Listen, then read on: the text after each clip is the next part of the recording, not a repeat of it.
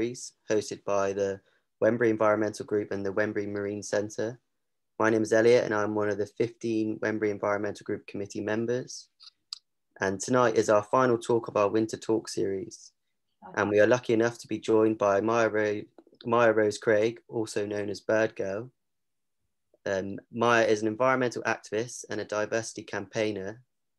And last February, Mya achieved an honorary doctorate in science from Bristol University and is the youngest person to achieve the award.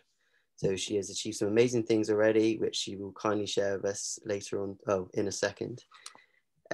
Just a quick run through with how tonight's gonna go. There will be two sections. The first will be between now and 7:45. I think it will be around half an hour speaking and 15 minutes of questions. And then after that, there will be a break, a 30-minute break from 8:15 until 8:15. And then another talk from 8:15 till 9 p.m. And there will be plenty of time for you to ask questions to Mya at the end. And a quick couple of things to mention. Please, could you keep your microphones on mute so that everybody can hear clearly? And if you could type your questions into the chat box and we'll run through these at the end. And also this talk is going to be recorded and it will be put on our YouTube channel and our Facebook page so that you can share it with your friends and family. So without further ado, I will pass over to Mya. Thank you. Hi, thank you. One thing I will say, I've only got one talk. Oh, is it? Okay. Oh, that's fine. That's fine. Yeah. I'm really happy to just do it in like a solid block and then do questions after. It's totally up to like people. Yeah, no, that's fine. Yeah, we can do it like that. We weren't. We were speaking with Matt, and we weren't fully sure how it was going down. But yeah, we'll just go through that, and then I think we've got some for the questions though. It'll be some kids' questions first from the children, which Coral will be going through after your talk. If that's cool. Brilliant. Okay. Well, thank you guys for coming and listening today. Yeah, I'm really excited to do this. It's always nice, I suppose, to talk to people again during lockdown. And I do have a PowerPoint. It might go wrong. It quite often goes wrong when I'm sharing. I can't share my screen. Okay, I'll just talk. It's fine. Sorry, Matt, can you make Mya-Rose a co-host and then she should be able to share her screen? Mya, I've made you a co-host, so you should be able to present. Thank you.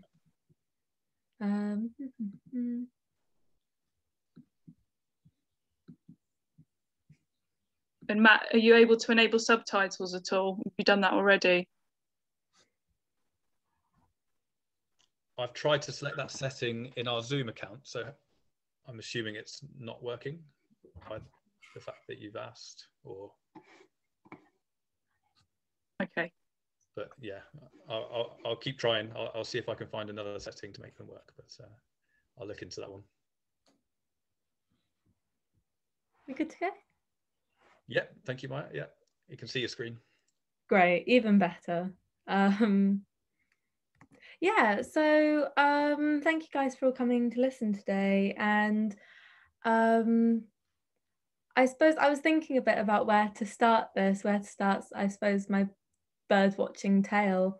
And I figured it would be best to sort of take it back all the way to when I was born, because I've always been a really big bird watcher. I've always been taken out into nature by my parents, and it's a really big part of my life because of that. My parents were massive bird watchers. My older sister was also very into birding. You can see her here. She was the youngest person in the UK to have seen 400 different bird species, aged 12. And I was definitely sort of born into that birding family. So the whole time that my mum was pregnant with me, even when she was very heavily pregnant, she was adventuring all over the country looking for red bird species to try and see. And it was exactly the same after I was born. So my very first twitch was when I was 9 days old, to see a lesser kestrel on the Isles of Scilly. And it was a great bird. We saw it. You can see me looking through the telescope, having a look here. And it was a massive tick. It was when most of Britain's birders were introduced to me. But Mum was not very happy, because if she'd had her way, we would have gone to twitch another very rare bird called a lesser sand plover, just when I was 6 days old, which Dad had sort of drawn the line there and said that that just wasn't sensible because she'd had a cesarean. It was a 4-mile walk over mud flats, but she still hasn't quite forgiven him for not letting her go. So yeah, I sort of continued birding as I got older. This picture in particular was taken when we went to go see a black lark in Anglesey. And it's notable, well, it's a great picture, but it's notable because the bird hopped up really close to me, so I got a really good look at it, and I pointed at it and I shouted "birdie," and that was one of the first words I ever said. So once again, birds have always been a very important part of my life. And my parents have always also really enjoyed going to various different places to see lots of exciting birds. And one of the first times I really did that was when I was 4 years old. And looking back, it's quite easy to question whether or not that was a really sensible thing to do. It was a month long. We were driving ourselves round the entire time. It was 4 of us stuck in the car for hours at a time. And my poor sister had to sit in the back of the car with me, even when I was going out of my way to be really annoying. But it was a fantastic trip. We saw so many different birds. And we saw loads of different safari animals as well. My 2 favourite birds that we saw on this trip were the ostrich and the African penguin. And the penguins were great because you got to go onto the beach with them. They were very friendly towards people, so you could go up and say hello. And the ostriches were one of my favourite because there were just so many in South Africa.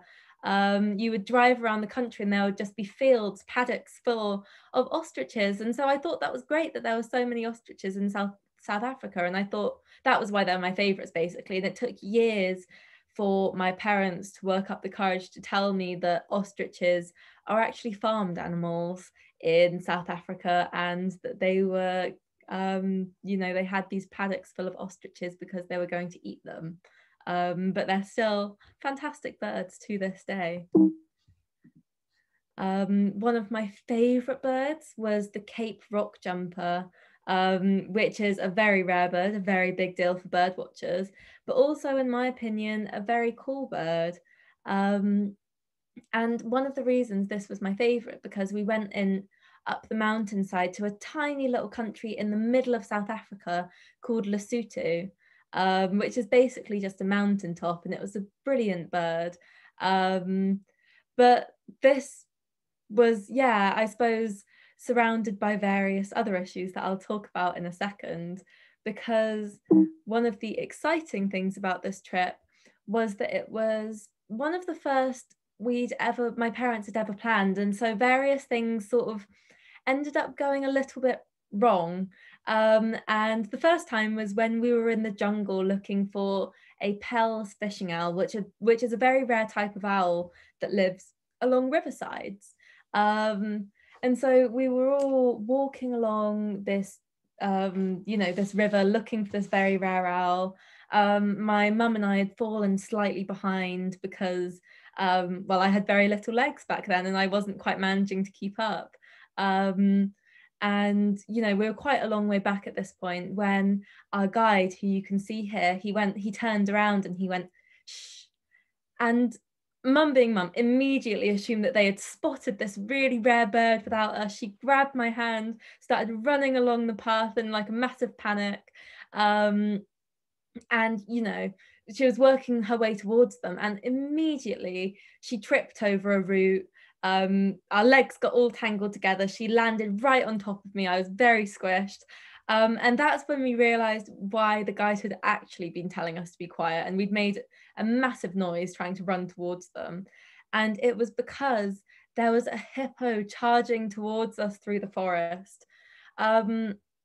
And hippos are the most dangerous animal in Africa, more dangerous than the lions or the snakes or anything, because they are very territorial and they will just squish you, basically. They will trample you. And the worst place to be is between a hippo and water, and that is exactly where we were. We were right between this hippo and his territory, and he was not happy about it, and we could see this hippo stampeding towards us. And I was absolutely stuck. I couldn't move an inch. Mum was just sort of lying on top of me, and she couldn't move either. And Dad noticed our predicament, and he decided that the best thing to do would be to shield us with his body. So he ran over to us and sort of threw himself on top of us to shield us from the hippo, which I don't think would have done a lot. All it meant was that 4-year-old me was now being crushed by 2 full-grown adults rather than 1.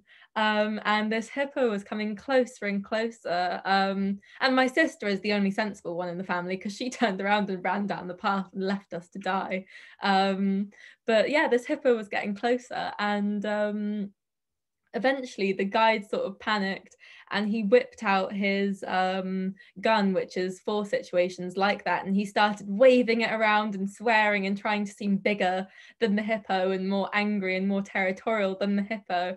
And it didn't particularly work, but I think out of sheer surprise it swerved slightly and ended up missing us by a meter, and it was by sheer luck that we had sort of got him on a bad day. So we lived to see another day, but it left me slightly traumatized for the rest of my life, because to this day, when I see the hippos at the zoo and things like that, it makes me slightly nervous. So but that wasn't the only incident that went slightly wrong. So I mentioned earlier that we were going up to Lesotho, which is this tiny country in the middle of South Africa, to look for this amazing bird, the Cape rock jumper. It was a really big deal to birders, and it was also the middle of winter because it was my sister's summer holidays. And we decided that we would get someone that really knew the lay of the land, knew how to wind their way up this really treacherous mountain to take us up there for us, and in his very nice 4x4. Which seemed like a really good idea, and we were winding our way up, and eventually we got to a point where we were so high up that there was snow everywhere, and we stopped and we had a snowball fight, and it was lovely, and we carried on going up until eventually we arrived at this frozen waterfall that was going across the road next to a very big cliff. And the driver wasn't particularly concerned. He'd never been up in the South African winter before. It was usually a running river, but he figured this wasn't an issue. So sort of eyeing it up for a second, he decided that the best way to deal with this situation would just be to drive straight onto it and hope for the best, which obviously totally didn't work. And it was terrifying because it was this massive piece of frozen water, and we were spinning around, and there was no control over the car, and we span around about 180 degrees. And because the road was on a slight tilt, we were also slowly sliding towards this massive cliff's edge, and there was nothing we could do to stop the car. But at the last minute, just as we were on the edge of the cliff, the car stopped. It came to a halt, and we were like, okay, today's not the day we're going to die. So he reversed off this river, and he looked at it again, and without talking to us at all, he drove straight onto this ice again. And obviously, and again, we span around, we were sliding towards this cliffside, but because he'd put a bit more speed into it this time, we were sliding right towards the edge, to the point where we had a tire hanging over this massive precipice, and we were too scared to even move. And so after a second, he collected himself, he reversed off of the ice, and he prepared himself to drive onto it for a third time. And we were like, you know, he's gonna drive us off the edge of this cliff. But thankfully, there were some locals who were walking up to the country behind us, and they'd clearly seen what this guy was doing, and they thought he was absolutely insane, because they ran right up to the car and they were like, stop, what are you doing? And they took him aside, and they sort of gently, like he was a little bit thick, but very gently explained how to get past the ice without dying. And he was like, yeah, I can do that. And he turned around and he, like, very politely, not expecting us to move at all, asked us if we wanted to get out of the car, and we all jumped out. a little bit too quickly, to be polite, sort of with our binoculars and our passports, just in case the car did actually go over. But thankfully, all was absolutely fine. We survived yet again, and we made it up to the top of the waterfall to see the birds. So it was all worth it, in our eyes at least. We have been called insane once or twice for our dedication to birding, but again, it's all worth it, always. So yeah, fantastic bird, in my opinion, all worth it. And a couple of years later, when I was 6, we decided that we wanted to take the extreme birding to a whole new level. So we decided to do something that the birders call a big year, which is basically when you're trying to see as many birds as physically possible in a year. And some people are very chill about it. Obviously, we were not. And it was very intense very quickly.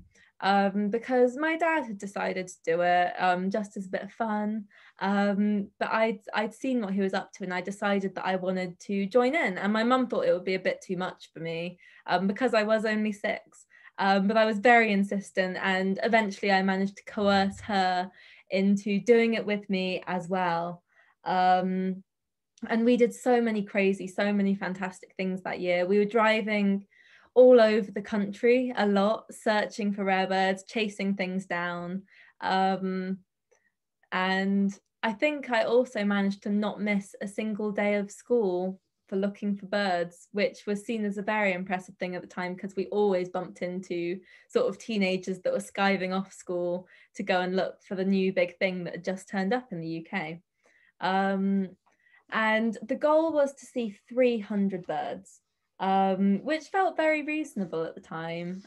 We wanted to see 300 birds in the UK. There are about 300 native species, I think, in the UK, maybe 250. So it meant that we would have to track down some of these rare birds. Oh, sorry, I have removed the slide. But just quickly, this year was very crazy very quickly, like I said, to the point where people even within the birding world thought we were a little bit nuts, which is never a good thing probably when the crazy people think that you're crazy. But eventually we got the attention of people outside the birding world, and that's when you know that you've gone to some extremes. And we'd been doing things like, because I didn't want to miss any school, my dad had driven us all the way up to Orkney from the very south of England and back in about a 48-hour period to go and look for a crane. And we were driving all over the country. It was great fun. And eventually we got the attention of the BBC, BBC4 in particular, and they talked to us and they said they thought what we were doing was great. They really wanted to record us, and my parents were very wary about this. They felt like it was a recipe for disaster. But the program people were like, no, it's a program on autumn migration. We just want to talk to some birders. We think it'll be lovely. Eventually we agreed, and I had the time of my life filming. I thought it was great fun.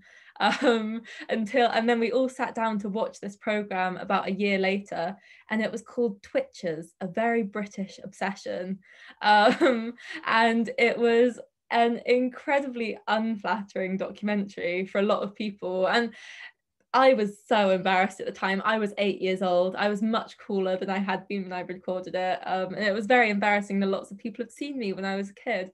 But I do think we got away relatively unscathed. So it probably all worked out in the end.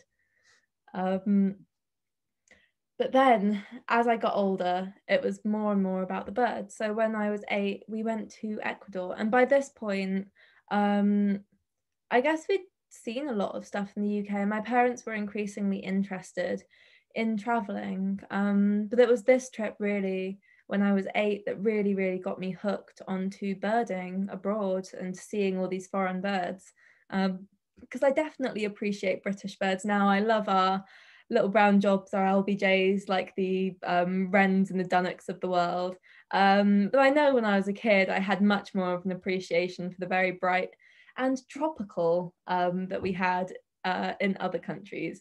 And this bird was one of the birds, the Andean condor, which is a very iconic bird of South America, that really got me hooked onto birding. And this was the very first bird that we saw in Ecuador, which is maybe not impressive to lots of other people, but it was a bird that I really love a lot, and I thought it was very cool. But there were also loads of fantastic hummingbirds. I'd never seen hummingbirds before, and they were so cool. I thought that they were so beautiful. They were all sort of shining shades of jewel tones, like greens and purples and blues. And I just thought that they were gorgeous. And this one was one of my favorite pictures, because you can see its tongue sticking out as it's feeding on the flowers.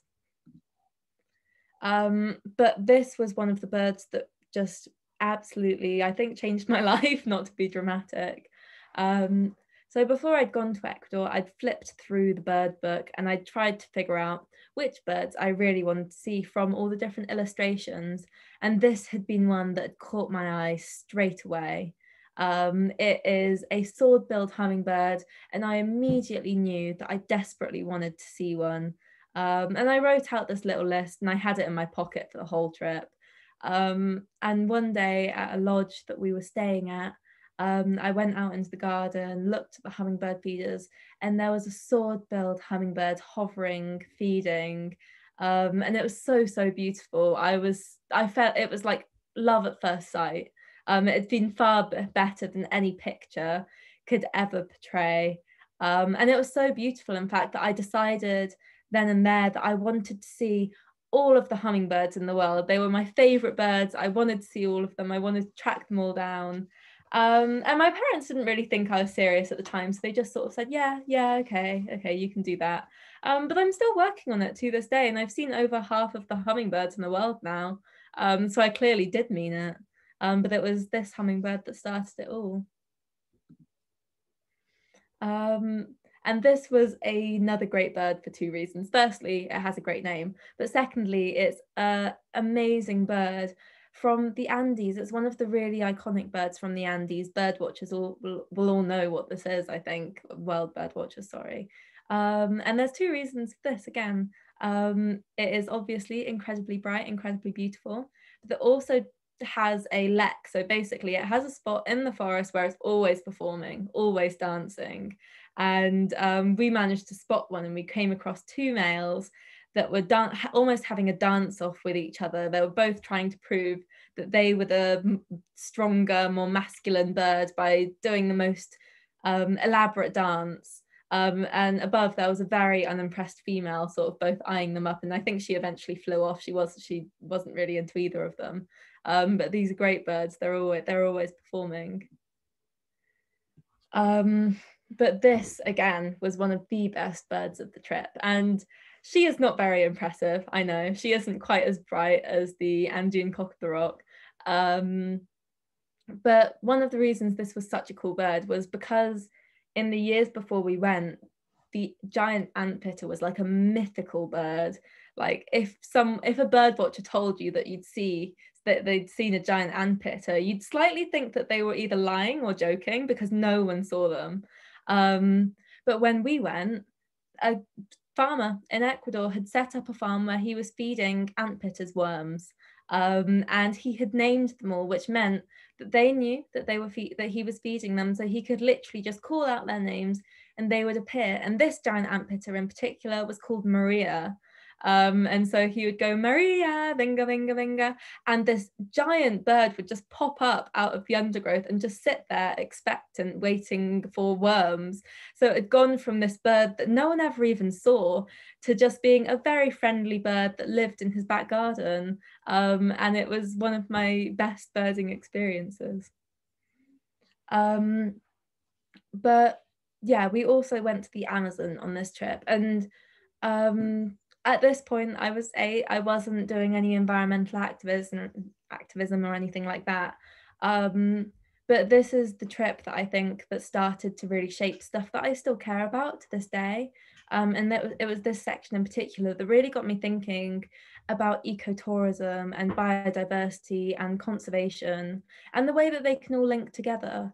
Because this place that you can see here, which was a very nice lodge that was in the middle of the Amazon, was basically somewhere that had been set up by the local indigenous people as a conscious decision to sort of, I suppose, actively conserve all of the forest and all of the species that lived in it. And the way that they were doing that was by officially buying all of the land from money that was coming in from tourists, from eco-tourists, from bird watchers like us. And it meant that all of these amazing species were still surviving. And this was very remote Amazon. It took us about 7 hours total to get there by boat. And we started off in a very big boat along the main river, and we ended up canoeing into this final lagoon to arrive there, but it was totally worth it. It was one of the most beautiful places I've ever been. And so, yeah, this trip was very influential for me. But about a year later, we'd come back. I was sort of adjusting to normal life. And at this point, I was just turned 9. But my parents had also fallen in love with traveling. And so they sort of took me to the side and gently tried to figure out how I would feel if they took me out of school for 6 months to take us traveling. And at first I wasn't super open to the idea. We were doing Midsummer Night's Dream in year 5 and as the school play, and it was very exciting. I thought I might miss my friends, but the more I thought about it, the more I thought that this was a fantastic idea. But I knew my parents hadn't gone and sorted out a trip for themselves at this point, so I thought that I would sort one out for them. I would plan it out for them. And so I busted out all of my massive atlases. I was looking up lots of different countries online, and I managed to put together this obviously perfect plan for us to travel. And the only problem was that it would have taken us about 2 years to complete. And there's various little details that I love in this. The fact that I can't spell about half the countries that I'm talking about, but also the fact that I scheduled in different holidays for our family to fly out and visit us, because obviously we were not going to return to the UK for the entirety of this. Obviously this didn't quite work out. It was slightly unreasonable, maybe, but instead, of course, we settled on an amazing 6-month trip to South America, and my parents took me out of year 5 and off we went. But before we went, to clarify, my parents aren't absolutely crazy, and they were slightly worried about taking me expeditioning for 6 months. They weren't quite sure if I would be able to handle it because I was a kid. So they decided that we would do a tester trip. They would take me away for a couple of weeks during my February half term and see how I lasted. And we did that by going to Ghana for 2 weeks. And I kid you not, to this day, I've been very lucky. I've traveled a lot. And this is still probably the most difficult trip I've ever been on in my life. Not because I was a kid, not because I, wasn't very good at birding, but purely because of the amount of exercise and the lack of sleep that we were getting. This was a very intense bird trip. We were going to bed at 11 o'clock at night and getting up at 3 o'clock in the morning. But we also saw pretty much every bird that Ghana had to offer. So it was definitely worth it. And one of those was this fantastic black-cursed hornbill. But this was my favorite bird. It's the emerald cuckoo, and obviously you can see why I love it. The plumage is absolutely amazing. You can see all of those iridescent feathers on its breast that look like leaves. And even though it looks very bright, it blended in really well with its surroundings. And I just thought it was, really gorgeous. And this was also one of the birds that we saw, which I don't know, I just thought was a very cool bird at the time, mainly because I wasn't really aware that, we had our swallows in the UK, and those were actually in Ghana when we went there. But they also had the other swallows, and I didn't realise that they were a thing at the time. But another thing that made me think a lot about ecotourism when I was a kid was the yellow-headed Piccathartes, because this is a very strange bird, only because they thought it was extinct for a really long period of time, several decades. And they thought it was extinct in Ghana, and they didn't really know what to do about it. They were thinking about reintroducing it and things like that. But as a last-ditch effort, they were sending people out to double check that it definitely was extinct.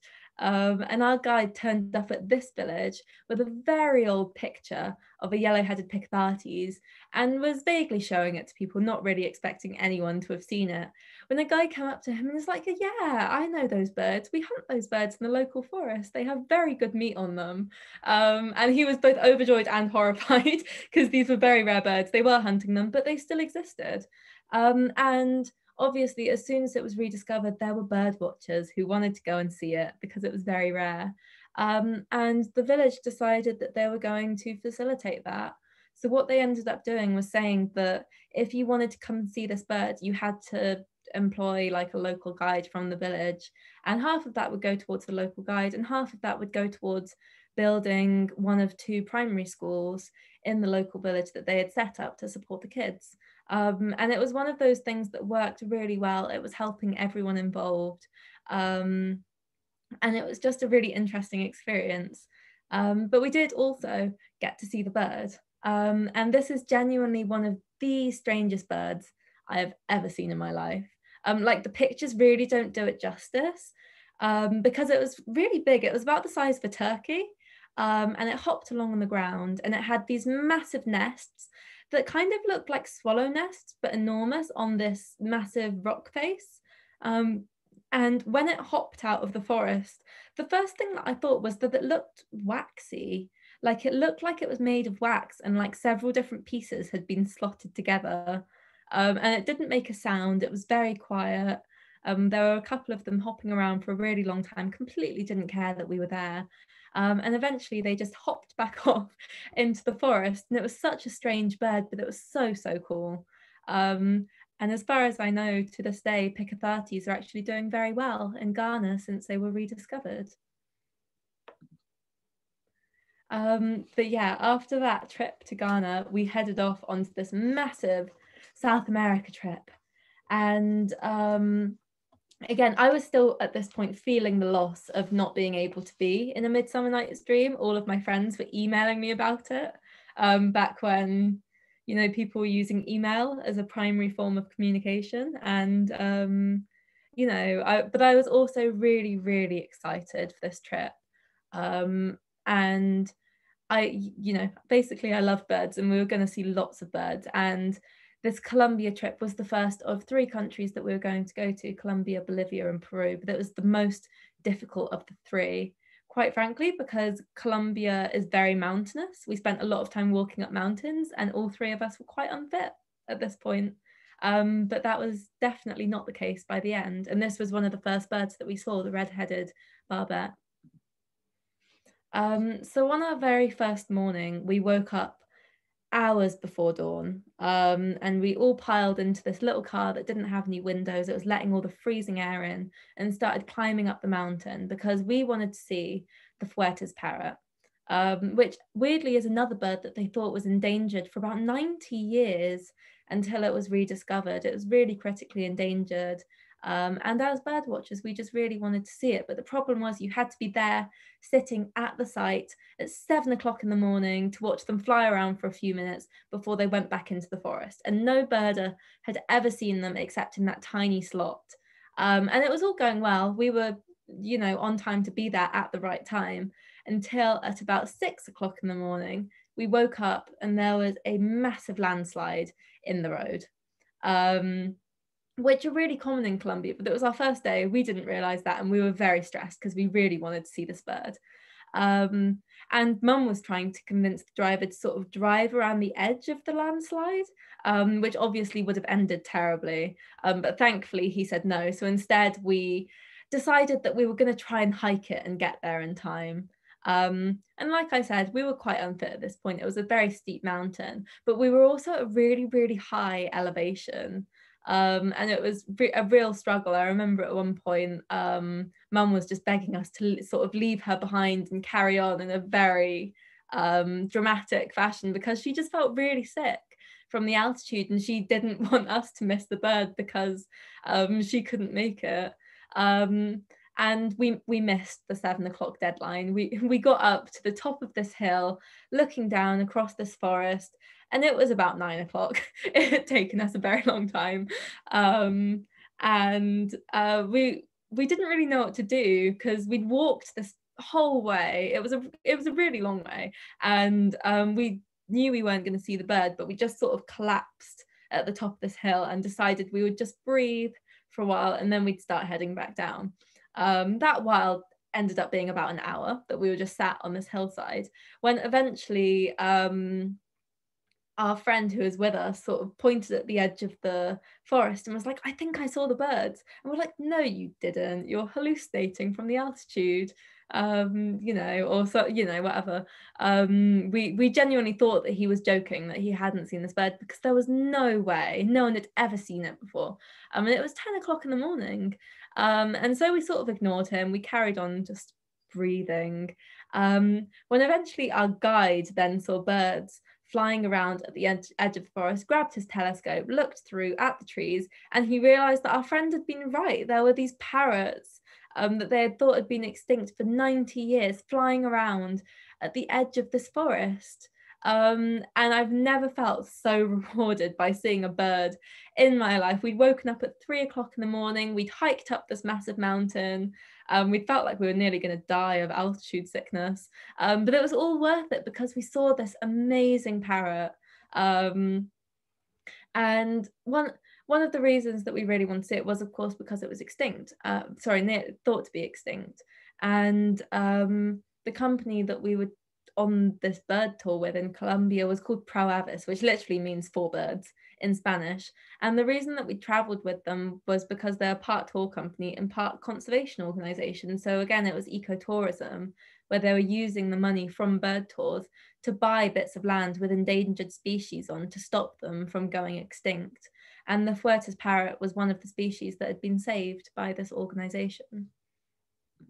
But another very rare bird that we saw was the dusky star frontlet. And this also took a very dramatic journey to get there, where we drove all the way up this hill, but then we were riding horses for about 8 hours to get up to the lodge where we were staying, which was terrible. None of us were horse riders. It was very painful. Our horses did not like us. I think Dad's pretended to be injured for a brief period of time so that he would get off and walk instead. But eventually we made it up there, and we carried on horseback the next morning and then climbed what felt like miles and miles of steps. But eventually we made it to the site and we saw this dusky star frontlet, and it was another bird that had been saved by Pro Avis that was critically endangered. And at that point, I think we were one of a handful of people who had seen this bird. And I personally also just think it's A, a really beautiful bird, and B, a really good name for a hummingbird. But we were also seeing loads of other great birds like keelbilled toucans, long-billed starthroat. I think all hummingbirds have great names, actually. I think scientists that are usually very basic with their bird names get very poetic when it comes to hummingbirds, and I love it. And we also saw Mississippi kites migrating, which obviously normally live in the Mississippi, and they only migrate for 1 day. Like, you only see them migrate for 1 day, and we looked up and the sky was just full of these birds, and it was so strange but so incredible. I'd never seen birds of prey migrating before. And immediately after this trip, we went to Bolivia. And already the journey was slightly funny because I was actually flying out on my 10th birthday. It was a really, really long plane flight. And there were various complications, including me getting a cocktail stick stuck in my toe, very deep. It was very painful. And an American guy accidentally poured a whole thing of beer over me. So it wasn't a great journey. I had a spare change of clothes with me, came out of the airport, and it was all worth it because we were in Bolivia and we were seeing loads of amazing birds. And one of the first places we went was the Amazon in Bolivia. And well, you can see here just how pristine a lot of this forest was. There was just miles and miles of untouched forest. And one of the reasons for this was the woman who, again, had set up the tour company that we were with, who without getting really into it, was incredible. She had run away to the capital city aged 11 so that she could carry on going to school, carry on going to secondary school. She had gotten her degree, but instead of getting a really high-powered job like she could have, she came back to her community and her village, and they were Indigenous people, so they owned all of this land, and she had convinced them to set up an ecotourism business rather than signing a logging contract. And she was the sole reason that this massive expanse of forest had been saved that was home to so many amazing birds. And she's actually, her name was Ruth Alipaz, and if you look her up, she's still doing amazing work to do with protecting Indigenous lands and massive expanses of the Amazon forest from the Bolivian government. But one of the key species when we came to Bolivia was the blue-throated macaw. You'll see the common theme is that a lot of these birds are very rare, and this is one of them. And that's totally just to do with the pure volume of birds that are really struggling in places like South America because of deforestation. So this bird, very in the middle of nowhere, we had to charter a plane out to get to the lodge where we were staying to look for it, which was all fun and games. We'd been flying for about 45 minutes. We were there when our pilot just started circling around a field, and we looked down and we were expecting to see a landing strip or something, but it was just a field full of cows. So we weren't really sure if he was lost, if we were at the place, if we were going on further. But he started circling and ducking down at the field and doing all these really weird things. It was a bit scary. And we eventually realized that he was trying to herd the cows with the plane. He was trying to shoo them into one corner so that he could land in this field, which totally didn't work. And we were circling around for another about 45 minutes. And we weren't sure if we would ever be able to land in this field because, these cows weren't moving. And eventually the guy who owned the farm clearly had been watching us this whole time and was taking pity on us. So he eventually rode his horse out, and it only took him a couple of minutes, just shooed the cows to the side, and we eventually managed to land the plane. But I genuinely thought we might have, the plane might have fallen down for cow-related reasons, which would have mainly just been very embarrassing. But eventually we got there. We were at the blue-throated macaw lodge, and we were looking for these birds. And it was a really strange place just because it was once Amazon and it had been completely deforested. And because of that, it was really, really dry. It felt completely different from rainforest. And because of the cows, there were the worst mosquitoes I have ever dealt with in my life that could bite through about 5 layers of clothing. It was awful. And we were there for days because we knew it would take time to see these birds. There were only about 50 of them, I think, that existed total. And we were going around on the river for hours and hours at a time. And eventually we saw 2 of these birds just sat on a palm tree eating the nuts. And they were really happy looking parrots. And it had taken us days. And again, with a lot of these stories, it was all worth it because we did see the bird in the end. And one of the reasons it was so endangered in the first place was actually because of the pet trade, because they are very classic looking pets, and essentially their chicks were being stolen from their nests to be sold on as pets in the West. But these birds are bouncing back, and I hear that their numbers are increasing every year. And this bird was a very similar story where we saw it again. But again, they were nesting on this cliff face that you can see here.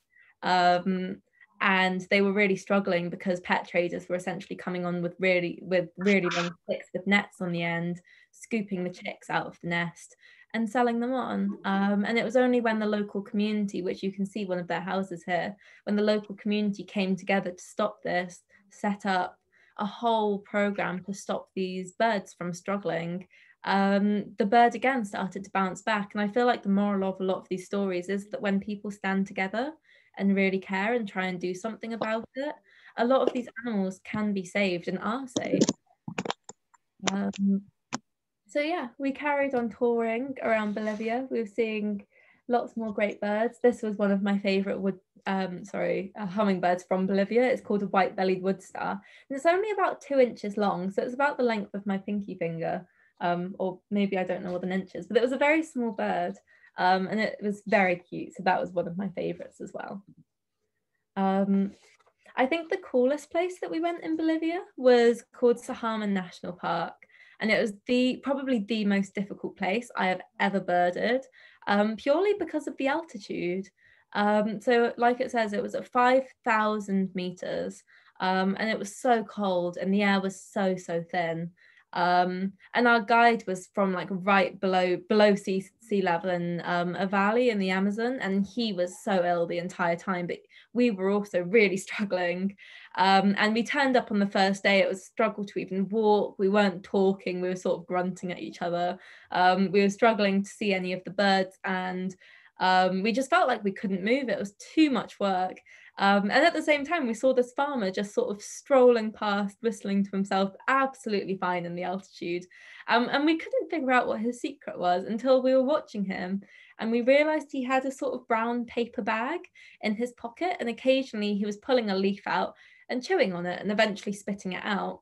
And eventually we went up to him and asked him what he was chewing, how it was helping with the altitude. And he told us that it was coca leaves that he was chewing, which are, I think, illegal in every country but Bolivia for cultural reasons. But this man was chewing on coca leaves, which was a massive thing in the area. And at first, my parents were very wary about trying it or letting their 10-year-old daughter chew on these leaves. But eventually, the altitude got so difficult that they decided that they were open to the option. And we chewed them, and they are the most disgusting things I've ever eaten in my life. They were so bitter. But we chewed, and they did actually help, which was bizarre, but they helped. And after that, we were pretty much fine. We were functional, working around the altitude. But the best thing was the place where we were staying brewed an enormous pot of coca tea every morning for everyone to drink, because it was absolutely normal there. And I think that is the only reason that we were able to see any birds. So yeah, there's probably a moral to that somewhere. But there wasn't, you know, I don't know, we were chewing coca leaves and it worked out quite well for us, I guess. Actually, one thing is that they had very professional tea bags. Like it wasn't just people picking leaves and sort of bringing them into tea. It was sold commercially in Bolivia because it was such a thing.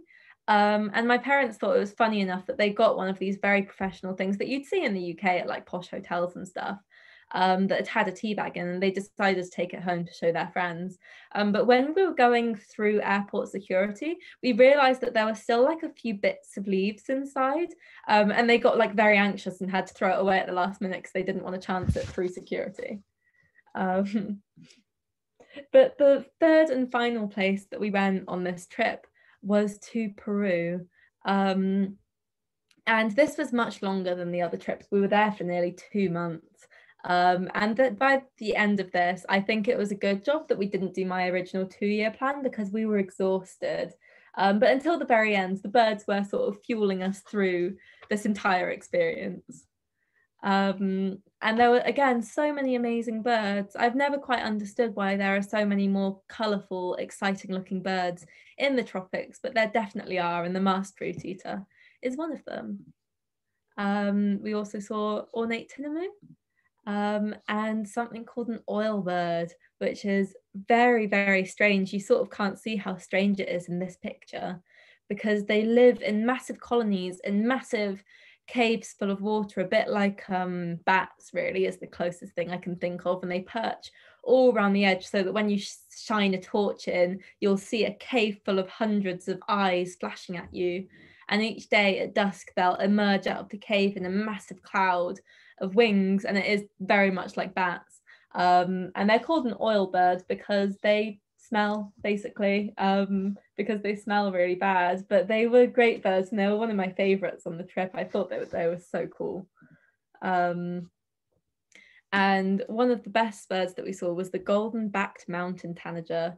And this one is purely just to do with other birders, because Bosque Unchog, or Unchog Forest, was one of the key birding sites. It's where all the birders go, and it's really intense. You have to camp, it's freezing cold, you get up pre-dawn to go hiking to see all the birds. And so we woke up on the first morning sort of expecting to be trekking off somewhere, but our guide was just like, no, relax. And he started making breakfast for us, and we were like, no, we need to go and see the birds. But he was like, no, you've got to relax. And we were just hanging out at the campsite for maybe an hour and watching this bush. And eventually, on a bush full of berries, this bright golden bird flew down and started eating them, didn't care that we were there at all. And we realized that this was the bird that everyone headed off to see pre-dawn, hiking for hours to try and spot. And the trick to seeing it was just not to do anything at all. So while all of these other birders had been pushing themselves to the limit, we were having a very nice breakfast and got very good views of the bird. But obviously one of the most fantastic places that we went was Machu Picchu, which it was obviously absolutely amazing. But even when we went to Machu Picchu, we were bird watching. We took our binoculars and we were spotting birds the whole time on the path. That was one of the best places that we went. And so, yeah, I thought I'd just show you like quickly just some nice pictures of the birds that we saw, because it's all fun and games to see stories, but so many of them are so beautiful. And I think that that's the best thing about a lot of these countries. So seeing things like youngest pygmy owl, which I just think is a great name for a bird. It was very small, it was only about this big, and it was very angry that we had disturbed it, which I think is very in character for a pygmy owl, so small that they're full of a lot of unbridled rage, I think. We were seeing birds like masked trogons. Oh, sorry, I took out some of the pictures. But we were seeing loads of other amazing birds, and they had great names. And one of them was a rufous antpitter, which, not to get really into birding semantics, but it's this, basically you get them in every single valley in the Andes. And as birders, we were thinking ahead. We were slightly worried that this was going to be turned into like 30 different species for the 30 different valleys that it lived in. So we spent the entire trip going to every single valley to look for the same brown bird that we'd seen in every other valley, on the off chance that it would get turned into lots of different birds. And I don't think it ever did. So that was probably a waste of time, but it's very characteristic of birders. Once again, we went to the Amazon and it was fantastic. It was once again the highlight, but I think at this point was when I was still a kid. I was 10. We'd been birding really intensely for like 5 months. It got to the point where my wellies had completely fallen apart, my boots had fallen apart, we'd duct taped them back together, and it was probably a sign that the trip was coming to an end. But before we did, we saw some great new birds. I think that, again, a coquette is just a great name for a hummingbird, and this is a very beautiful bird. Masked crimson tanager was a great bird, and loads of other ones. But eventually it tied up, we came home, and it was the perfect time. I literally put my walking boots in the bin at Heathrow Airport, and I returned to year 6 to do my SATs, and it worked out really well. So at this point, we have 2 options.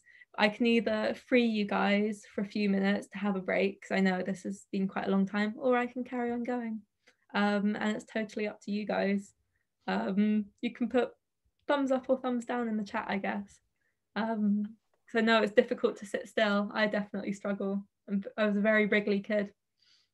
I think we're happy with whatever's best, actually, Maya. So okay. Perhaps we'll carry on, because it's really interesting. So it'd be great to continue. Thanks. I just always want to give people that option, because I know it's really difficult to watch Zoom for really long periods of time. I know I really struggle. Yeah, we've just Rachel's 4-year-old has shouted "carry on going," so I think that's good enough for us. Thank you. So next up, I was back to school. I was back at primary school. I had missed A Midsummer Night's Dream, but at this point I decided it was worth it, because of, you know, the trip had been fantastic. I'd been I forgot to say, but I was being homeschooled for this whole trip, which has been a slightly painful process, but that had worked out in the end, because I did my exams, I'd finished primary school, and then we were off on another trip. And this time we were going to Australia, and it was very DIY. We'd got a camper van, we were going around Queensland, and just sort of deciding where to go as we went, which was complete opposite of our South America trips. And I was really excited because I'd never seen a kangaroo, I'd never seen a koala, and there was loads of great stuff that Australia had to offer. And this was at the very first place that we went in Australia, called Lamington National Park, where I actually saw loads of different amazing birds, and this was on the very first morning. So these are wild birds, to clarify, and basically the park fed them like we would feed pigeons. And they gave you an option to get a bowl full of seeds, and these birds, they knew they would be lurking outside the door waiting to sort of descend, like the birds from the birds, on tourists that had any food on them. This is actually a picture with less birds because I looked slightly panicked in the one with lots of birds all down my arms and on my neck and on my head. But it was really great fun. I had birds all over me, and I always like to clarify with this picture that is bird seed, not bird poo in my hair, just to put it out there. But I also saw my 3,000th bird that I'd ever seen in the world, bird species, in Lamington National Park. And I had known it had been coming for quite a long time. And that morning, I'd spotted a slightly drab brown bird. And I'd looked at my dad and I was like, is that my 3,000th bird? And he was like, no, it's okay.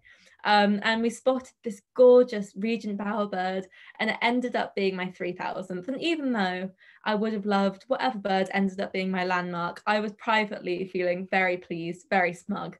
That it was such a beautiful bird.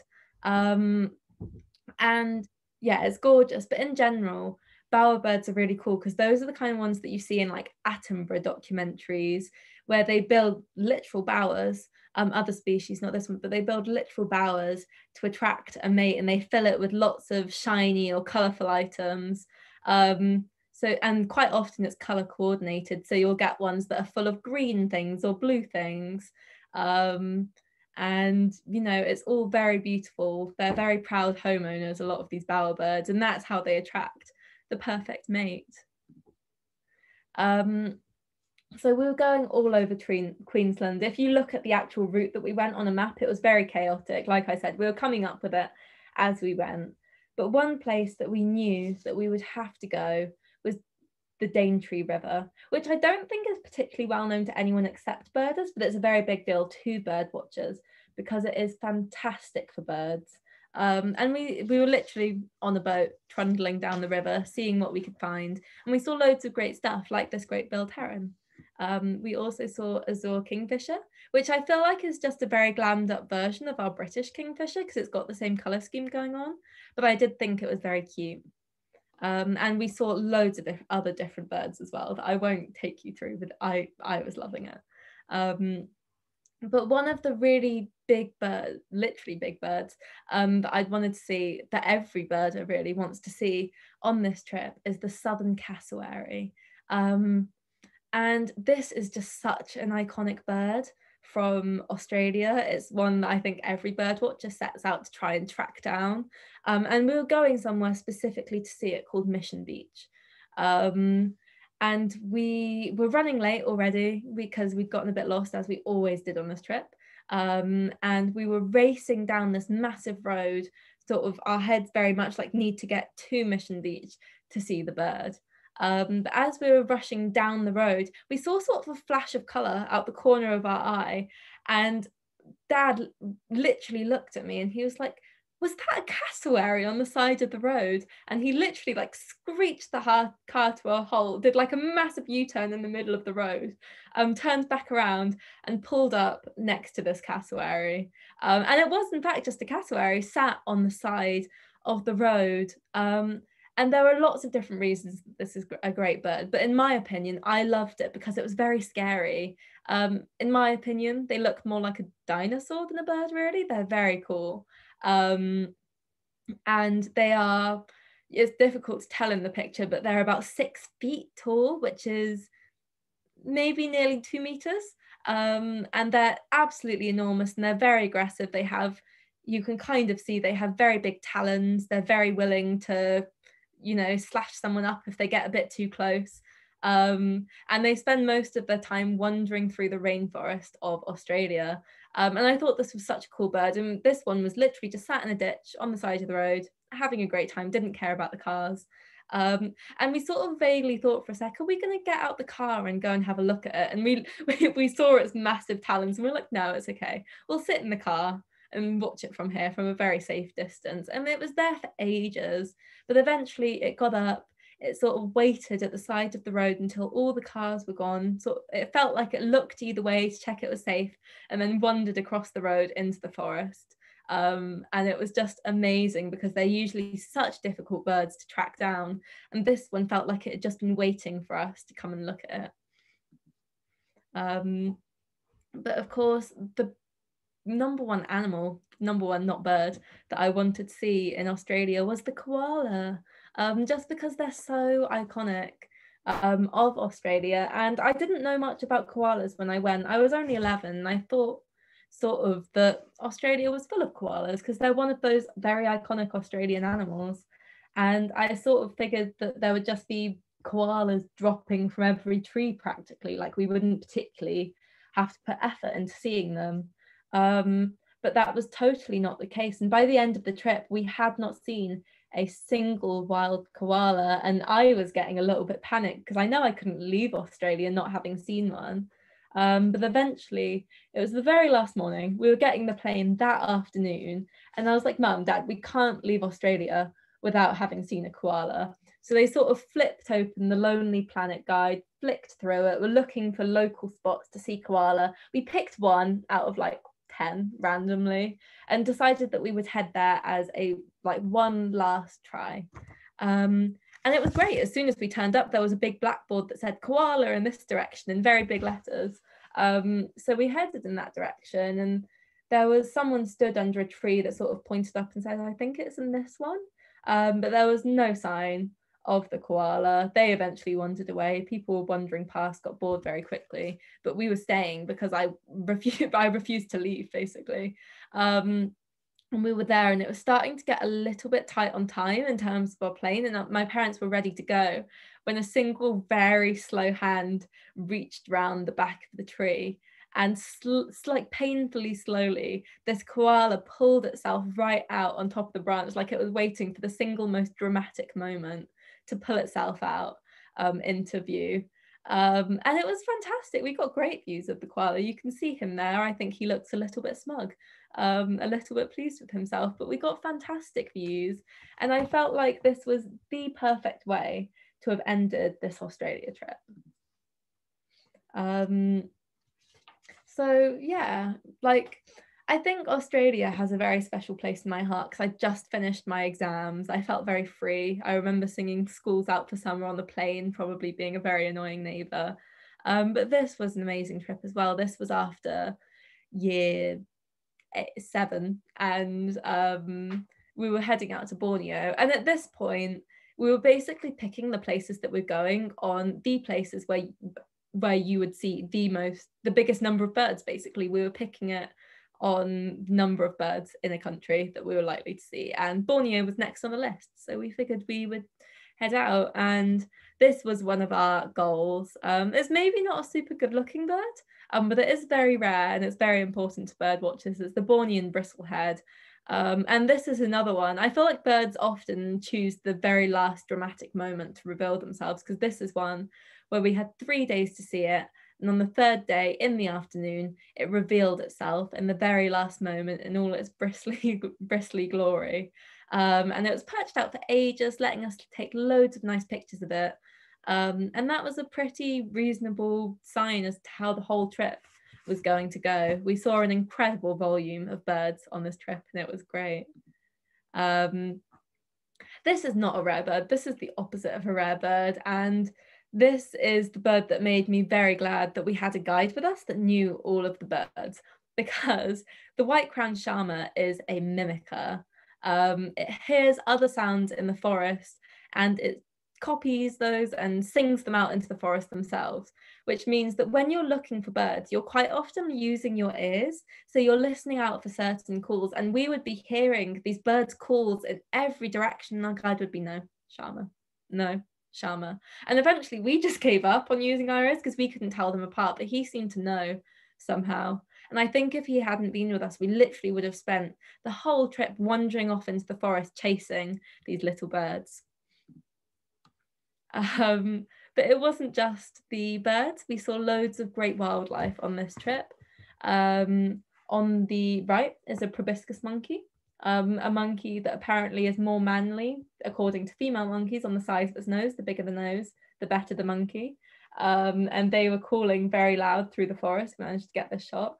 And on the left is a whip snake, which I thought was very funny just because of its head body ratio, because its head looks far too big for its body. And we found him on this railing that I'm leaning on, and we put him in a much more sensible place onto a tree. But he was very friendly, actually. He didn't mind me holding him at all.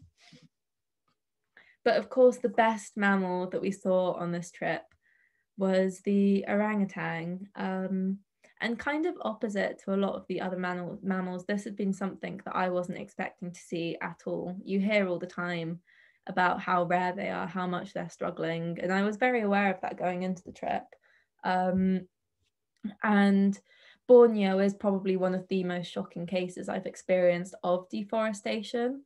Just because I was talking before about traveling between patches of forest, but this is the most dramatic example of that, where there was so much palm oil plantation, where you would travel for maybe 6-7 hours at a time through the country to get to the next bit of habitat that still existed, which obviously is one of the reasons why the orangutans are struggling. But one day we were walking along a path looking for another bird, where we looked up and we saw a mother and a baby orangutan sat right at the top of a tree. And the mother was very wary. She sort of looked down at us, looked away, sort of pretended she wasn't that interested that we were there. But the baby was very interested. And it crawled right down the tree to get a really good look at us. It was sort of eyeing us up, and it looked me in the eye, and I felt like I was having a real moment. I was looking into the eyes of, the wilderness, and then it leaned over very slowly, grabbed a twig from the tree next to it and threw it right at me. And so instead of having this really deep moment with a monkey, it was instead decided that it was going to pelt me with things. And so it was throwing lots of little branches at me as we desperately tried to get a nice picture of it, because it was beautiful. And it was having a great time. It was very clearly having fun throwing things. But eventually its mum sort of decided enough was enough, came, grabbed it, pulled it back off the tree, and they started going away across the canopy. But just for a moment, I'd looked into the eyes of an orangutan, and it had been beautiful. But at the same time, we were, of course, seeing loads of fantastic birds. I think this was, again, one of my favourites just because it looks so cool. It's the rhinoceros hornbill, and I think it's fantastic. We also saw the stalk-billed kingfisher, sort of on the other end of the spectrum in terms of birds with funny bills. And so, sorry, I'm getting ahead of myself. But yeah, we went on this trip on Borneo. We saw loads of amazing birds. But I came back and I was thinking a lot more about, I think, how difficult it was to care about the environment when so many bad things are happening to animals. And I was thinking about that a lot because of the orangutans, because of deforestation. At the same time, I had just set up a blog called Bird Girl, which was very novel at the time. Blogging was the thing that the kids did to keep in contact with each other, and I thought that I would join in. And originally it had just been to chat about the birds that I was seeing at the weekend, what I was ringing, things like that. And I didn't really expect anyone to read it. But a lot of people read it really quickly, and I didn't really know what to do about it, so I just carried on. But I think after this trip, I was thinking a lot more about environmental issues, and it was sort of at this point where I basically completely transitioned from chatting about the birds I was seeing to talking about the issues that I cared about. And palm oil and deforestation was one of those, but another one of those was the spoon-billed sandpiper. So this is a really important bird to me for a series of reasons. It's firstly because in the October of the same year we went to Borneo, WWT Slimbridge invited me to come and look at their spoon-billed sandpipers. And this wasn't something that was open to the public. I'm not sure to this day why they invited me, but it was such an important moment for me. They were running a project called Saving the Spoon-billed Sandpiper. And these were birds that were critically endangered. There were about 200 left in the world. And they were really struggling for a variety of reasons. And they were so worried about the birds that one of the things that they had been doing was collecting eggs where they bred in Russia and incubating them themselves to make sure that those eggs would be successful, and then bringing them back to the UK, essentially to create a backup population, because there was a really high chance that they would go extinct in the wild. And it was incredible. It was and awful at the same time, looking into a room full of birds, really tiny, very cute waders, but a room full of birds where there are about 20, and realizing that that was like a tenth of the entire world's population that you're looking at in a single room. But the other thing about the spoon-billed sandpiper was that they bred up north in the Russian tundra, but they traveled down the eastern coast of Asia, and they wintered in the mudflats of Bangladesh. And Bangladesh is where I have a lot of family still. And it was the first time I had really heard about a bird that depended on Bangladesh in that way. And I felt incredibly upset that it was struggling as much as it was. So I started talking about it on my blog quite a lot. That came together when I went to Bangladesh in 2015. You can see what an awkward teenager I was here. But I went to Bangladesh for a variety of reasons.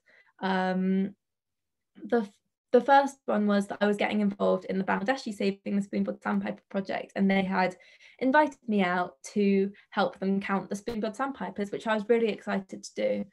But I also at that point was thinking a lot about how to get people involved in the project. And I felt like a really good way to do that was just to raise awareness within Bangladesh about this bird, about how important it was. And I thought that I would be able to do that by using the profile that I had gotten by my blog and talking to various media people, like newspapers, like TV. So I ended up doing a lot of media stuff when I was in Bangladesh and just trying to drum up a lot of awareness. I was basically trying to create a bit of national pride around this bird that was so important.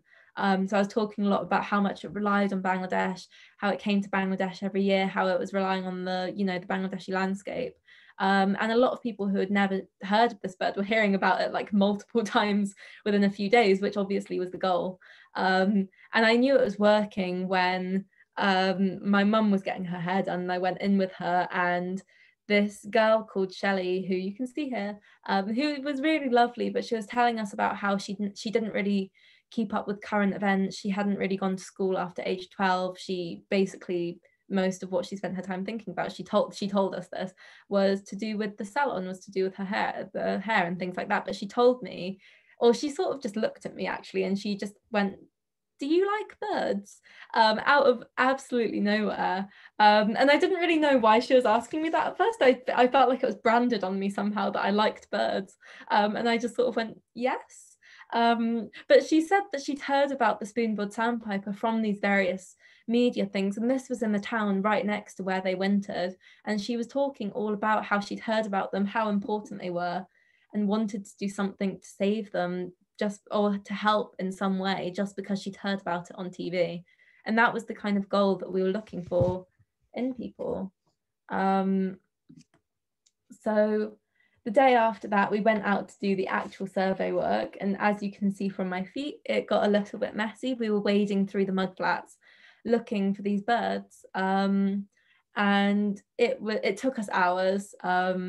And it was high tide, so we ended up having to wade through the water up to about our chest to get back in the boat quite a few times.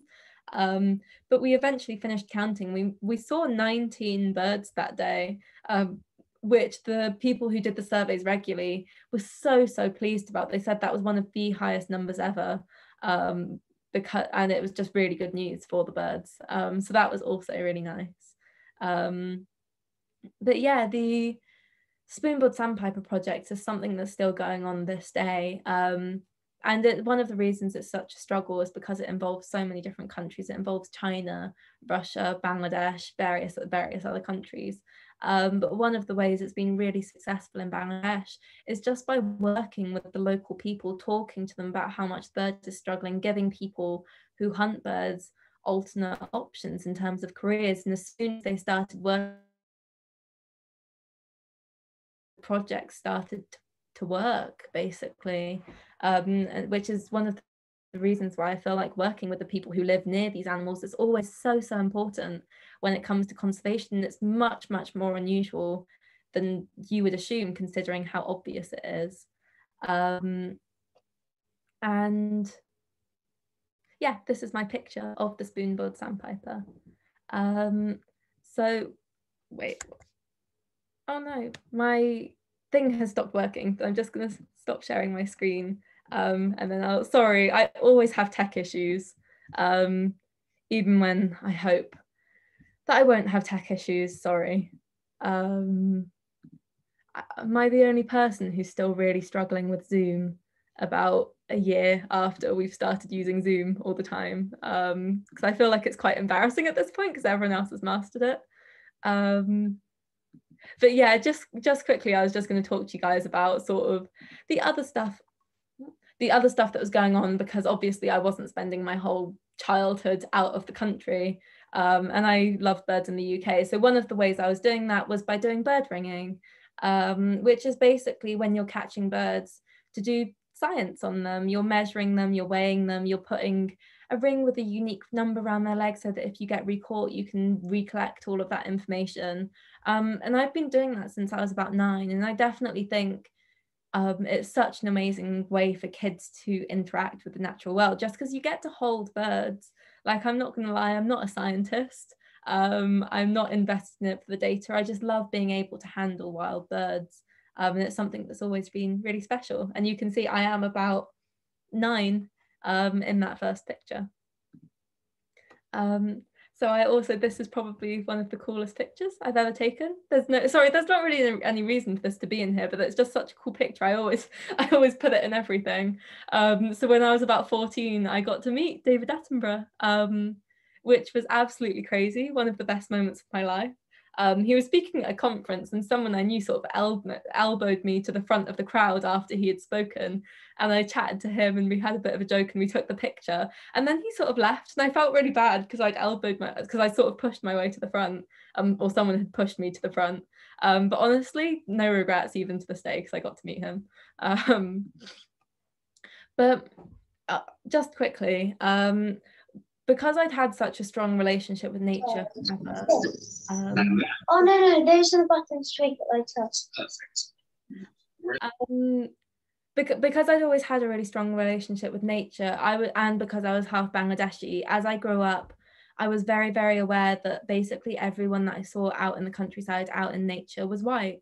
And I was also aware of that from talking to my family and stuff like that.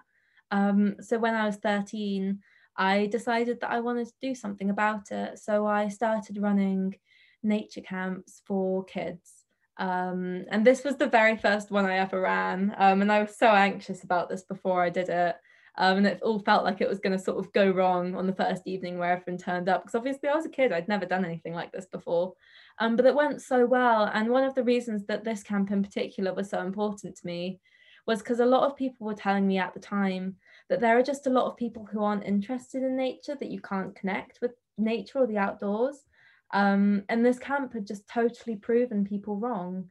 And so after this camp had proven everyone wrong, I was beginning to think about why this was such an issue in the first place, where these kids that had come along had all clearly had such a good time in the outdoors. The first time I think any of them had been to the countryside before, and they'd all absolutely connected. So I basically, I basically ended up writing to various nature organizations and asking them what they were doing about the issue, what they were doing to help people get into the outdoors, and what they were doing to start to fix this issue. And it was a funny thing where when I started, I was just like, oh yeah, I'm sure they're doing something, it's fine. But the more I digged into it, the more I realized how complicated and how systemic it was, basically. So I was doing a lot of I ended up, I want to clarify, it was not the plan when I started. I was like 13 and it was just something that I cared about, but no one else was talking about it. No one else seemed to really care, even though I felt like it was very important to get people outdoors. So I started doing lots of campaigning about it, and the camp was supposed to be a one-off, but I ended up running lots of nature camps in all of the following years up until this year. I'm running about 8, I think, in the summer, which I'm really excited for, and we're working with kids from London and things like that. But basically, after I'd written to these nature organisations, they'd written back and they were very excited to hear about my camp, but they basically told me they weren't doing anything. They didn't know how to solve this issue, and they all wanted to talk to me, a 13-year-old girl, as sort of the expert on this, which I couldn't anyway, because I had year 9 in the autumn. I had school, and that felt like a very big deal at the time. I didn't want to miss school. So I decided instead I was going to bring them all in together in one place, and I was going to get actual experts to talk to them about the issue. And my parents sort of gently told me that that is called a conference. So in the summer of 2016, I organised the Race Equality in Nature conference. And again, didn't really know what I was doing, but it turned out really well. And we had loads of people from lots of these big organisations like the Wildlife Trust, the RSPB, WWT, stuff like that. And it was super basic. We were literally just talking about, you know, what the barriers were and what we could do to solve them. And without getting really into it, because it is a really complicated issue, so the barriers were really complicated. And you had really low level stuff, like the fact that a lot of these kids just didn't have the right clothes for going outdoors, or the fact that a lot of people from these communities have a real cultural fear of dogs and just don't want to go into spaces where they think there might be dogs, especially with their children, because there's just a completely different attitude towards dogs where they're from, which is a big issue in the UK because there's like everyone has a dog. But you also had these really broad systemic issues. So you had people talking about how essentially they didn't want to go into the countryside because they felt like it was white and elitist, and like it was an unwelcoming environment. And that is the thing that we're constantly trying to break down on these camps. We're trying to show them that the countryside is welcoming, and it's an important space for you to spend time in, just how important nature is for your mental health, things like that. And slowly we are breaking down the barriers, and a lot of these kids under the surface are quite scared of nature. So we do things like mothing, where we get them to actually hold the moths on their hands. A lot of them, especially the lads, very scared of going anywhere near the moths. We do bird ringing with them and get them to sort of hold the bird at the end and let it fly away. And again, they're really, really scared of going anywhere near these birds. And this picture was actually taken where I put a bird into his hand and he let it fly away, but he was terrified. And he said afterwards he was sort of breathing out in the relief that the bird hadn't like bitten him or something. But I feel like this work is incredibly important, both because you're giving kids new experiences, but you're also opening people up to the environmental movement. And I truly think that as more people get the opportunity to know and experience the outdoors, that's when you'll get people who start to understand and engage with environmentalism and the climate change movement and things like that. And I think that that's one of the things that we're really missing at the moment. So yeah, we also do primary school camps, which I love doing. You can see again, I'm doing bird ringing here, and they're all having a good look at the bird because they've never seen one that close before. Yeah, so I guess in terms of what I've actually been up to in the last year, just for a quick rundown, 2 very cool things happened to me before lockdown. And the first one was that Greta Thunberg came to Bristol to speak.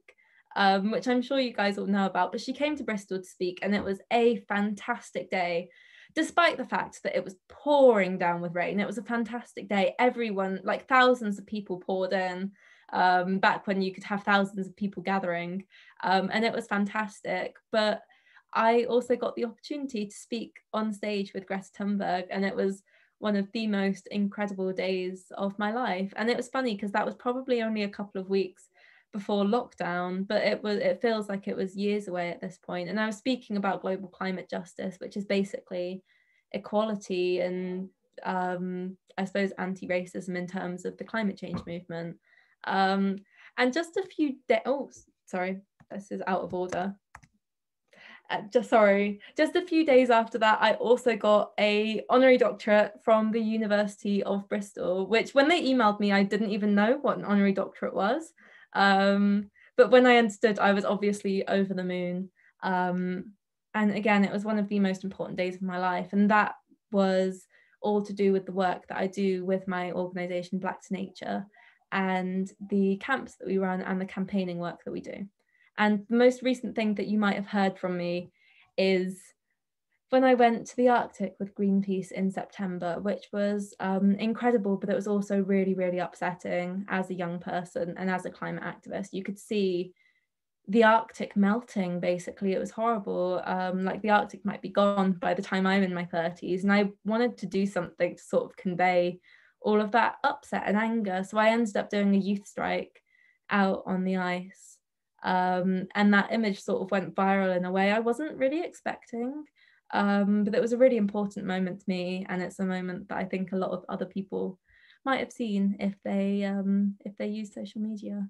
But yeah, I know that was really long, but thank you guys for listening. And if anyone has any questions, I'm obviously totally happy to answer any of them. If not, that's also okay though. Thank you so much, Maya. That was an amazing talk. I don't really know what to say, what a life you've lived already, and you're only 18. It's absolutely amazing. And you've seen so many things and so many birds I'd never even heard of, let alone seen pictures of. So absolutely phenomenal. We do have questions, and we do have something that we wanted to show you. So if you could unshare your screen and then I can share mine. While I'm doing that, there's a quick question from Isla, aged 8, who asked it a while ago. So thank you for staying on, Isla. She would like to know what your favourite UK bird is and what your favourite your favourite global bird is. That is a very good question. And thank you for staying on, Isla. I think, I changed my mind about my favourite UK bird all the time. Just because I think there are so many great birds in the UK. I feel like the UK is very underrated in terms of our bird life. I loved puffins when I was a kid. I thought that they were brilliant birds. I love kingfishers. But I'm also quite a big fan of, I guess in general, the slightly underrated birds. I love the small brown ones that lots of people overlook, like the wrens and the dunnocks and the tree creepers, because I think for a lot of them, when you really start to look, they're really beautiful. So I guess, yeah, to people watching, I totally think you should go and check out some of the small brown birds that you've got hanging around in your garden or your local space. Brilliant, thank you. Okay, so can you see my screen okay?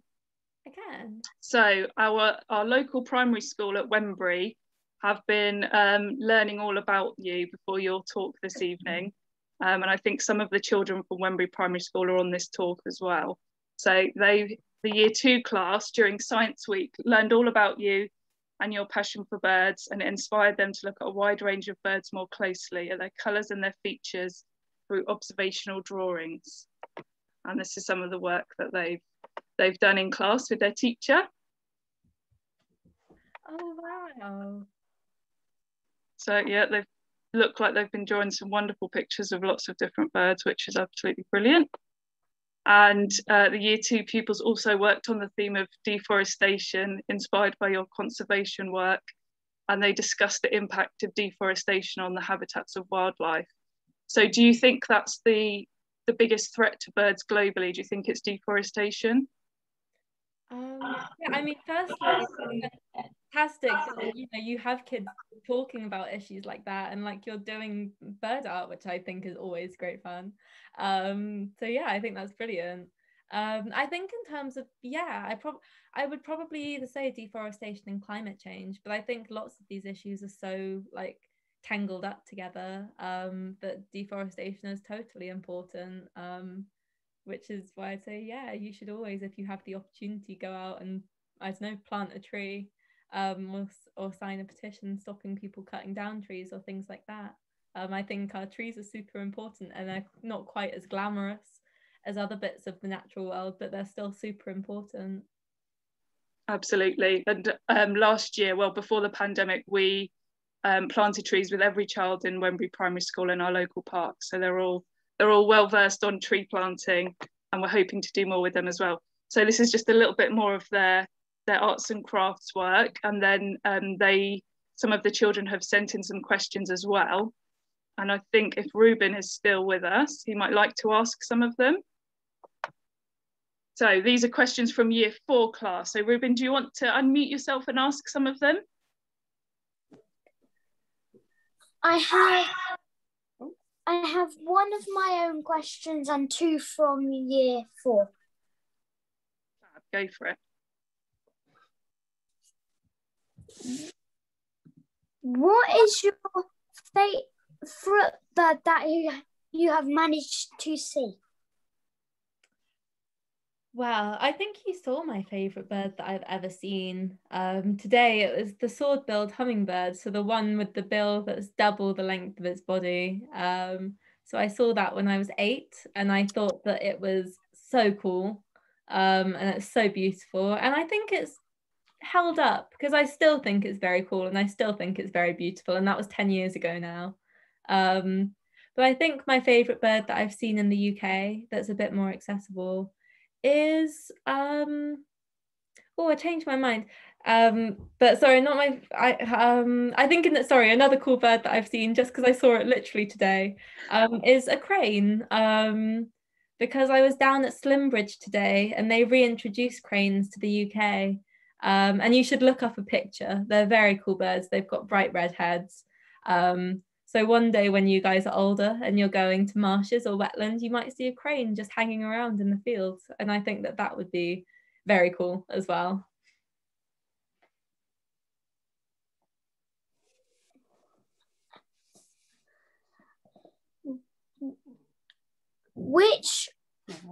What is the rarest bird that you have seen?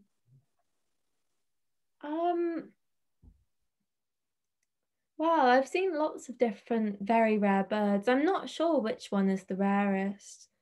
I probably mentioned it today at some point. It would be one of them. I think maybe the Fuertes parrot, which is that parrot I had to climb up the hill for, or maybe one of the parrots that I saw in Bolivia. Or maybe even the yellow-headed Piccathartes, the funny looking bird from Ghana. But I guess one of the problems is that we have so many birds that are very rare these days because there are lots of birds that are struggling. So I'm hoping that in a few years some of these birds won't be quite as rare as when I saw them.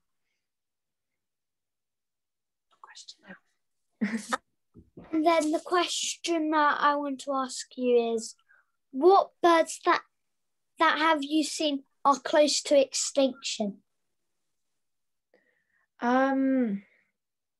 Good question. I think there are so many different birds that are very close to extinction, but the one that I was talking about called the spoon-billed sandpiper is probably the bird that I talked about that has the most lots of different things that are making its life quite hard. So in pretty much everywhere it goes, its life has been really difficult, which is why it's extinct in Russia. Global warming means it's running out of habitat to nest. It flies down the side of China when it wants to winter in other countries. But lots of that coastland has disappeared because of fishing and factories and pollution. And then in Bangladesh, lots of people were hunting them. So I think that that's a bird that's very, very close to extinction. But again, I think I'm feeling very hopeful about it, and I'm hoping that in the future it's going to bounce back because lots of people know about it and care about it now. Thank you. Thank you for your questions. They were great. Thanks, Ruben. So we've got a few more from the audience, if that's okay, Maya. So Lindsay, who I think may also be at Wembury Primary School, has been loving your talk this evening, and she asked, what age do you have to be a bird watcher? Oh, I think your first picture probably answered that one, didn't it, when you were tiny? Yeah, I mean, I think it's brilliant to take kids out into the outdoors if you can, their whole life. It's definitely, obviously, been super influential for me. If you want to get very technical about it, I can tell you I have a very big birding list online, which is where you keep public records of every bird you've seen, which means that if you're sort of making things up, people can call you out on it. But I started that list when I was 4, or my parents started that for me, because they felt like I was old enough at the time to sort of know what I was looking at and remember. But I do have memories from when I was younger than that, looking at birds. So I guess as young as you think is appropriate, I always think that taking kids out and about is a brilliant thing to do. Brilliant, thank you. And a question from Tamsin, who asks, what bird would you love to see next that you've not seen before? That is actually a really good question, just because I had, so birders have a word for birds that they really want to see and can't ever quite catch up with, and it's a bogey bird, which I think is a great name. And I had 2, and one was called a harpy eagle and one was called a little auk, and one is slightly more exotic than the other, but the harpy eagle was alongside the sword-billed hummingbird one of the birds on my list when I went to Ecuador that I desperately wanted to see.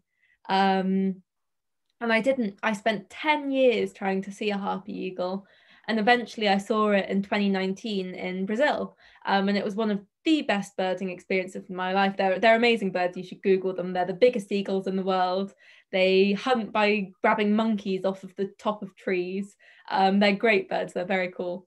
And the other bird I really want to see, which is a bit closer to home, is called a little auk. And they migrate past the east coast of the UK. And because I'm in the West and because I had school in the autumn, I'd always sort of struggled to catch up with them.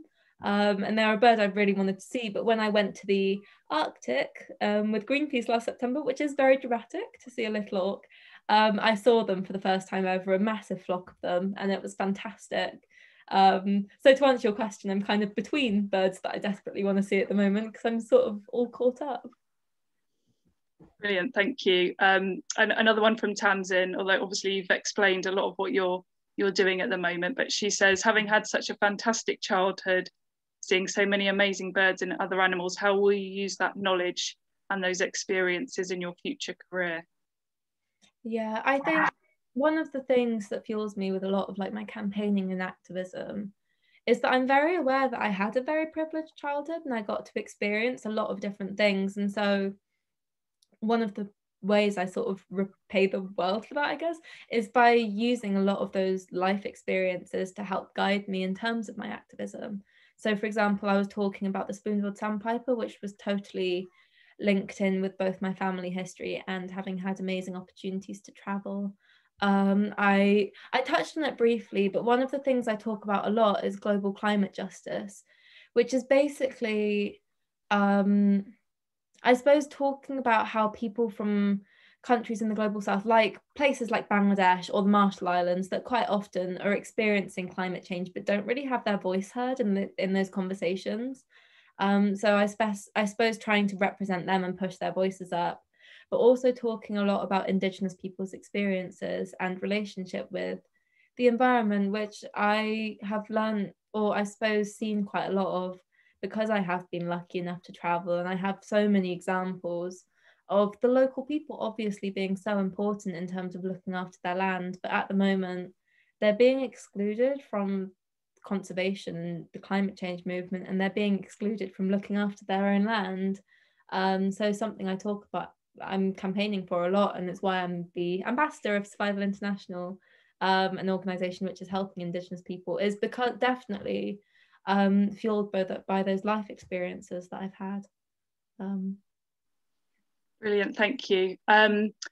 So another question from Isla is, have you ever seen a lammergeier vulture? I've got a feeling we might have had one of these in Devon a few years ago, actually, but I may be wrong, but definitely a lammergeier. So unless there's a different type of lammergeier. I'm not a birder, as you can tell. That's right. Yeah, so I'll mention in a sec why I suspect that this question has been asked. But yeah, I've seen a lammergeier a couple of times, I think, in other countries. So I saw one, actually, I cut it out for tonight, but I had a picture of one in my South Africa section of my talk, it was one of my favorite birds. I thought they were very cool because they eat the bone marrow out of like old animal bones and stuff like that, which I thought was very cool. But I'd also seen one, I think in Spain at one point, and I think you're asking this because there was obviously a lammergeier in the UK last summer, and he lived here for months actually. I think it was in September that he finally left, because I remember as soon as everything opened up in the summer because of lockdown, me and my family were racing off to the Peak District to try and track down this bird. So I love that you know about that. I think it was fantastic that he was living here for a while.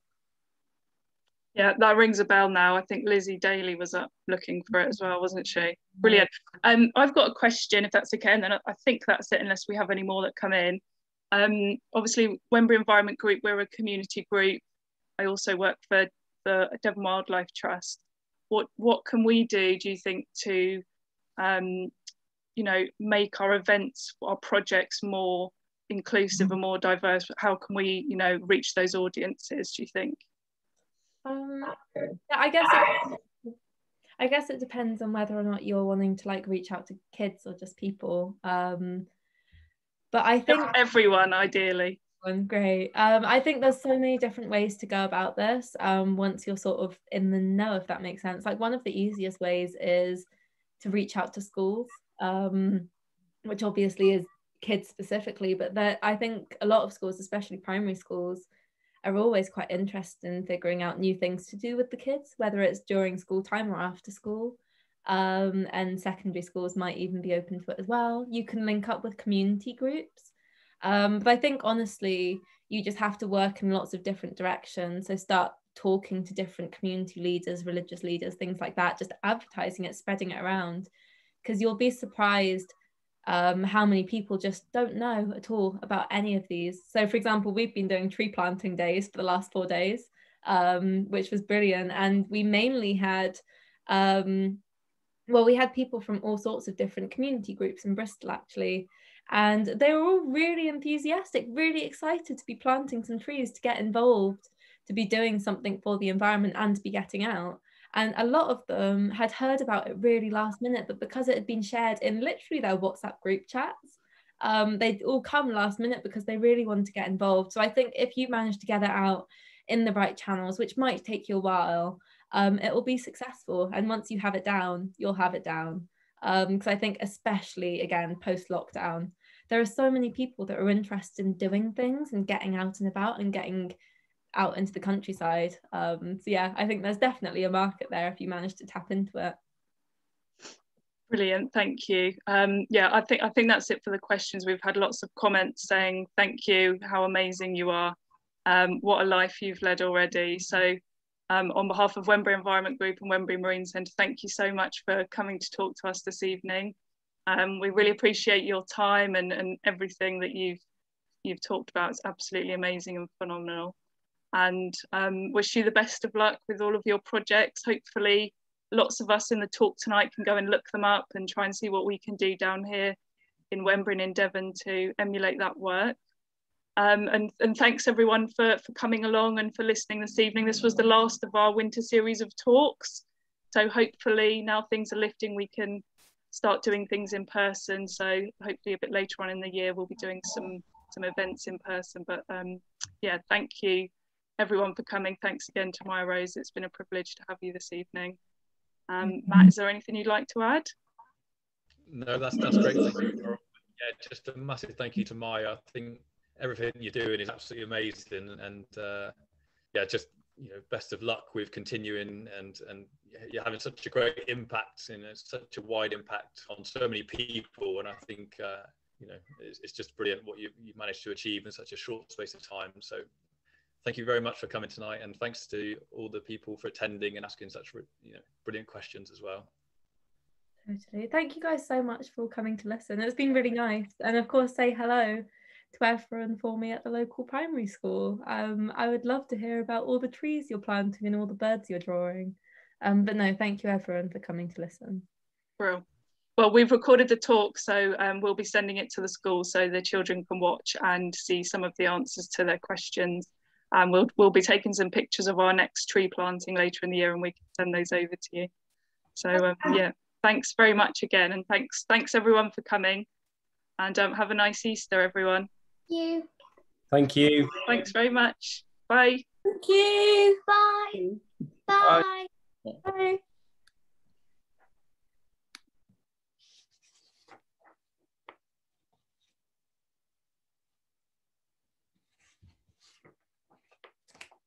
Oh, one sec.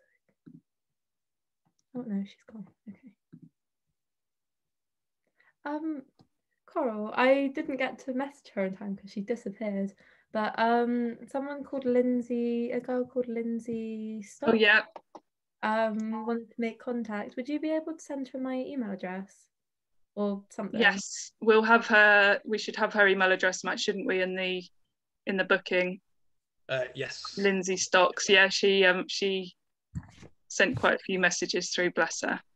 Yeah, she's been very sweet. But yeah, no, it's Yeah, nice. she's a big fan, I think. Oh, okay, yeah. That if you could sorry, I didn't get to message her in time. But if you could send her my contact info, that would be great. And thank you for asking me tonight. It's been lovely. Oh no, thanks so much for coming and talking to us. Your pictures and your travels and your parents are just amazing. I mean, what a experience and what a journey. And you're such an amazing role model for all of us, really, but especially all of the young people. So yeah, best of luck with everything. Great, thank you. It was lovely to, I guess, not meet, but it was lovely to meet all you guys. Very nice to meet virtually. Great, thank you guys. Bye. Right, take care. See you later. All right, Matt. Yeah, thanks, Coral. Good job. Ace. Filling in for Langers, who disappeared. Oh, that's good. Oh, hang on.